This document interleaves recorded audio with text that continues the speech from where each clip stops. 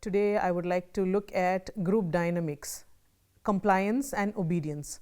The main objectives in this lesson are to understand the nature of compliance and related techniques, the meaning of obedience, and allied research studies. Now that we have discussed in detail about the first form of social influence called conformity, let us acquaint ourselves with the other forms of social influence called compliance and obedience. Cialdini and his colleagues work on compliance, the tactics based on friendship or liking in terms of ingratiation, the foot in the door, the low ball techniques, the play hard to get, the fast approaching deadline techniques, symbolic social influence. Later we will discuss about obedience, Milgram's study, and various aspects of obedience. Robert Cialdini, a well-known social psychologist, decided that the best way to find out about compliance was to study what he termed compliance professionals. These are people whose success depends on their ability to get others to say yes.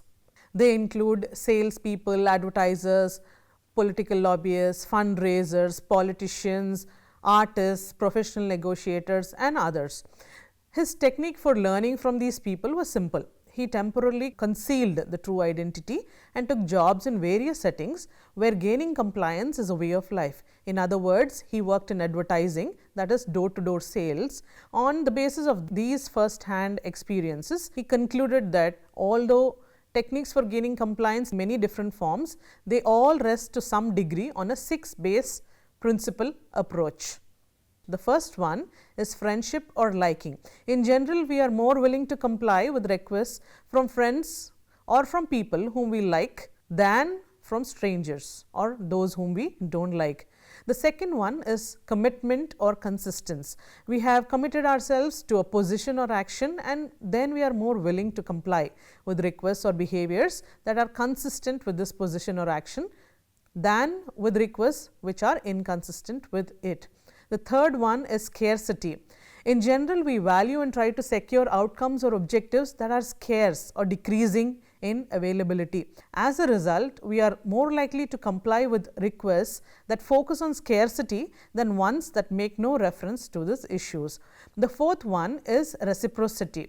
We are generally more willing to comply with a request from someone who has previously provided a favor or concession to us than to someone who has not. In other words, we feel obligated to pay back, right? Social validation and proof. The fifth one, we are generally more willing to comply with a request or action if this action is consistent with what we believe people similar to ourselves are doing or thinking. We want to be correct, and one way to do so is to act and think like others.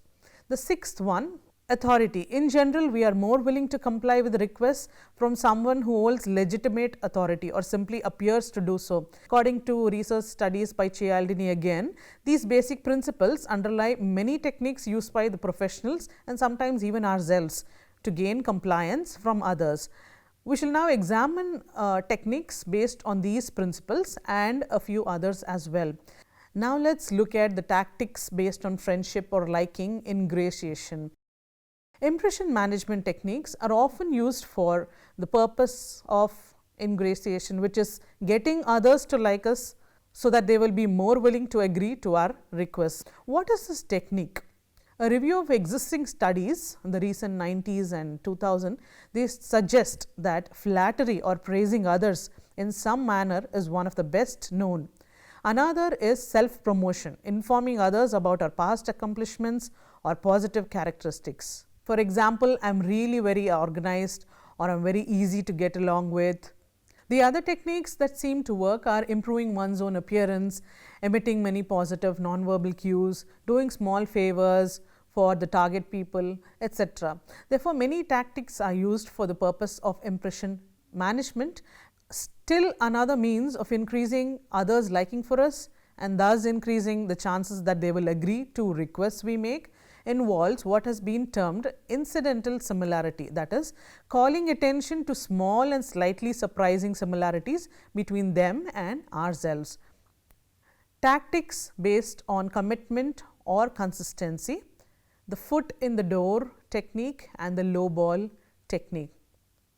When you visit a shopping mall, are you ever approached by people who are offering you free samples of food? If so, why do they do this? The answer is simple. They know that once you have accepted the small free gift, you will be more willing to buy something from there. This is the basic idea behind an approach for gaining compliance known as the foot in the door technique. This involves inducing target people to agree to a small initial request, accept this free sample, and then making a larger request, the one desired all along. The results of many studies indicate that this tactic works and it succeeds in inducing increased compliance. This is supported by research by Freedom and Fraser in 1966. Now, why is this case? Because the foot in the door technique rests on the principle of consistency. Once we have said yes to the small request, we are more likely to say yes to subsequent and larger ones also. Now, let us look at the low ball procedure. In this procedure, which is often used by automobile salespersons, a very good deal is offered to a customer. After the customer accepts, however, something happens that makes it necessary for the salesperson to change the deal and make it a bit uneasy for the customer. The totally rational response for the customers, of course, is to walk away. Yet, often they agree to the changes and accept the less desirable arrangement. Tactics based on reciprocity, the door in the face, and that's not all approach. Reciprocity is a basic rule of social life. We usually do unto others as they have done unto us. If they have done a favor for us, therefore we feel that we should be willing to do one for them in return. While this is viewed by most people as being fair and unjust, the principle of reciprocity also serves as a basis for several techniques for gaining compliance. One of these is on the face of it, the opposite of foot in the door technique. Instead of beginning with small request and then escalating to larger one, people seeking compliance sometimes start with a very large request and then after this is rejected, shift to a smaller request, the one they wanted all along. The tactic is known as door in the face technique because the first refusal seems to slam the door in the face of the requester, and several studies indicate that it can be quite effective. For example, in one known experiment, Cialdini and his colleagues 1975 stopped college students on the street and presented a huge request. Would the students serve as unpaid counselors for juvenile delinquents for 2 hours a week for the next 2 years? As you can guess, no one agreed. And when the experimenters then scaled down the request to a much smaller one, would the same students take a group of delinquents on a 2-hour trip to the zoo? Yes, a full 50% agreed.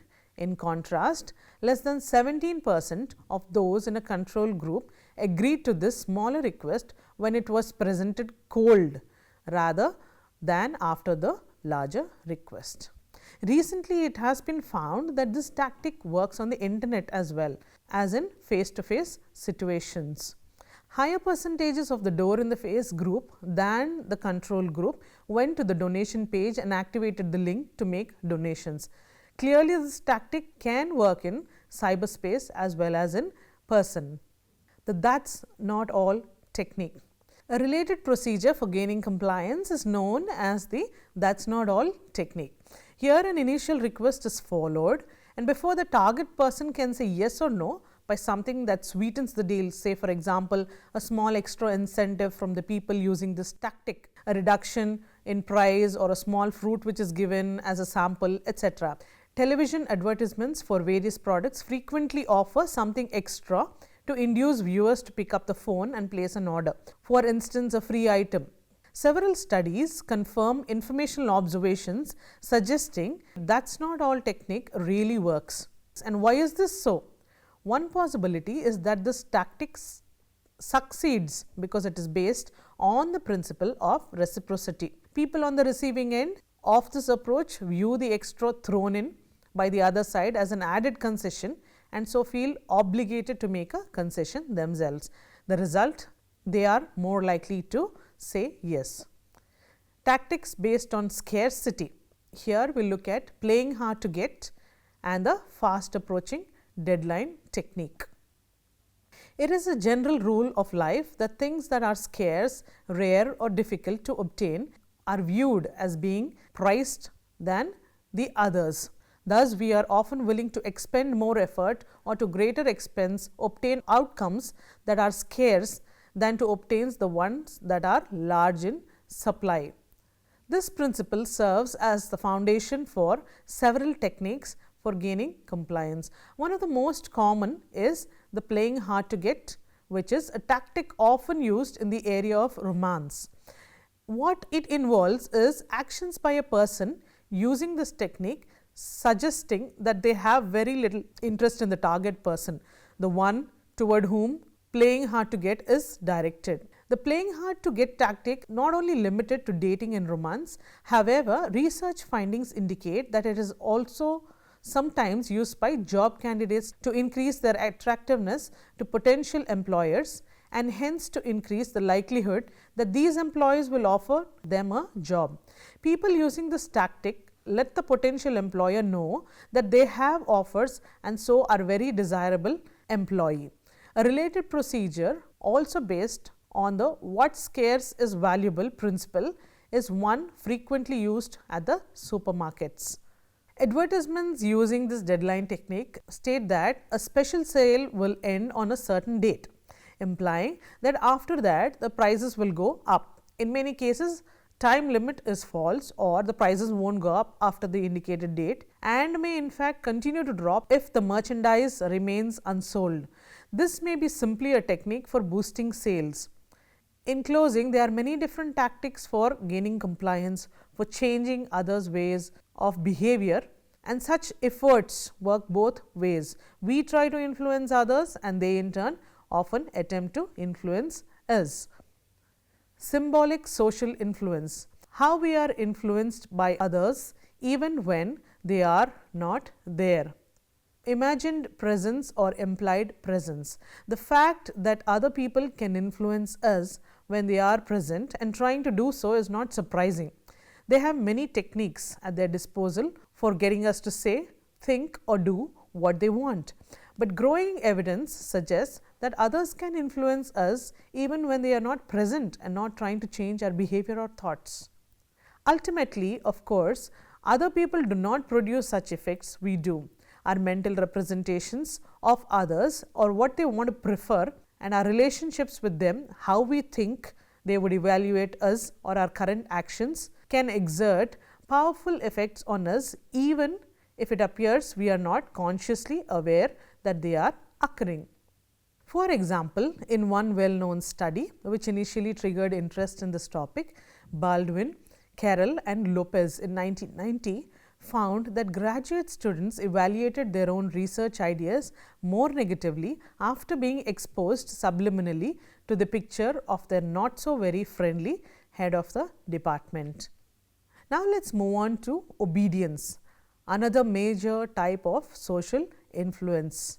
Here, one person directly orders one or more others to behave in specific ways. Obedience is less frequent than conformity or compliance because even when people who possess authority and could use it often prefer to exert influence in less obvious ways through requests rather than direct orders, obedience occurs in many settings. It ranges from schools to military bases. Obedience to the commands of people who possess authority is far from surprising, and they usually have effective means for enforcing their orders. More unexpected is the fact that often people lacking in such power can also induce high levels of submission from others. The clearest and most dramatic evidence for such effects was supported by Stanley Milgram in a series of famous but still controversial studies, 1960s and the 70s. Research studies on obedience. In his research, Milgram wished to find out whether individuals would obey commands from a relatively less powerless stranger, requiring them to inflict a considerable pain on the other person, that is, a totally innocent stranger. In an effort to gain insight into the nature of such events, Milgram designed an laboratory simulation. The experimenter informed participants in the study, all males, that they were taking part in an investigation of the effects of punishment on learning. And one person in each pair of the participants would serve as learner and would try to perform a simple task involving memory, supplying the second word in pairs of words they had previously memorized after hearing only the first word. Here we see Milgram's experiment setting. The other participant, who is the teacher, would read these words to the learner and would punish errors by the learner, the failure to provide the second word in each pair. The punishment would be through an electric shock, and these shocks would be delivered by means of equipment shown in the figure. And this device contained 30 numbered switches ranging from 15 volts to 450 volts, which is the 30th. The teacher was then told to deliver the shock to the learner each time and made an error on the task. Moreover, the teachers were told to increase the strength of the shock each time the learner made an error. In reality, the assistant or the learner never received any shocks during the experiment. The only real shock used was a mild pulse from a button, number 3, to convince the participants that yes, the equipment was real. During the session, the learner prearranged instructions made many errors. Participants soon found themselves facing a dilemma. Should they continue punishing this person with what seemed to be increasingly painful shocks, or should they refuse? Since all the participants were volunteers and paid in advance, you might predict that most would quickly refuse. In reality, full 65% showed total obedience. They proceeded through the entire series to the final 450 volt level. Many participants, of course, protested and asked that the session be ended. When ordered to proceed, however, majority yielded to the experimenter's influence and continued to obey. Similarly, a large proportion continued to obey even when the accomplice complained about the painfulness of the shocks and begged to be released. More surprisingly, 30% obeyed even when they were required to grasp the victim's hand and force it down on the metal shock plate. These results are not restricted to a single culture and are indicated by the fact that similar findings were reported in several countries such as Jordan, Germany and Australia, and also it was the same case with children as well. Psychologists and the public both found Milgram's results highly disturbing. His studies seem to suggest that ordinary people are willing, with some reluctance, to harm an innocent stranger if ordered to do so by someone in authority. Destructive obedience, why it occurs. Social psychologists have identified several factors that seem to play a role, and together these combine to make an array of situational pressures, and most people find it very hard to resist. First, in many situations, the people in authority relieve those who obey the responsibility for their own actions. In life situations, this transfer of responsibility may be implicit. The person in charge, for example, the military or police officer, is assumed to have responsibility for what happens. In Milgram's experiments, this transfer of responsibility was explicit. That means the participants were told at the start that the experimenter or the authority figure and not they would be responsible for the learner's well-being. In view of this fact, it is not surprising that many obeyed. People in authority often possess visible badges or signs, and this depicts their status. They wear special uniforms and have special titles and so on. These serve to remind many individuals of the social norm: obey people in charge, and this is a very powerful norm. In Milgram's study, the experimenter wore a white lab coat, which suggested that he was a doctor or someone with authority. A third reason for obedience in many situations where the targets of such influence might otherwise resist involves the gradual escalation of the authority figure's orders. A social psychological analysis of the conditions existing both in Milgram's experiment and in many real life situations identifies several factors that together make it very difficult for individuals to resist the commands they receive. The consequences, of course, can be truly tragic for innocent and often defenseless victims. Now, let us look at the next subtopic, destructive obedience and resisting its effects. Individuals can be provided with a clear indication that beyond some point, total submission to destructive commands is inappropriate. One procedure that can be effective in this regard involves exposing individuals to the actions of disobedient models, that is, people who refuse to obey an authority figure's commands. Some individuals may also find it easier to resist influence from authority figures if they question the expertise and motives of these figures. Dictators always claim that their brutal orders reflect their undying concern for their fellow citizens and are in their best interest. But to the extent large numbers of people question these motives, the power of such dictators can perhaps be ultimately swept away. Finally, simply knowing about the power of authority figures to command blind obedience may be helpful in itself. The power of authority figures seems to command obedience to a great deal. That is what we see. And it is not irresistible. Under appropriate conditions, it can be countered or reduced. In many areas of life, there is a choice. Deciding to resist the commands of people in authority can, of course, be highly dangerous.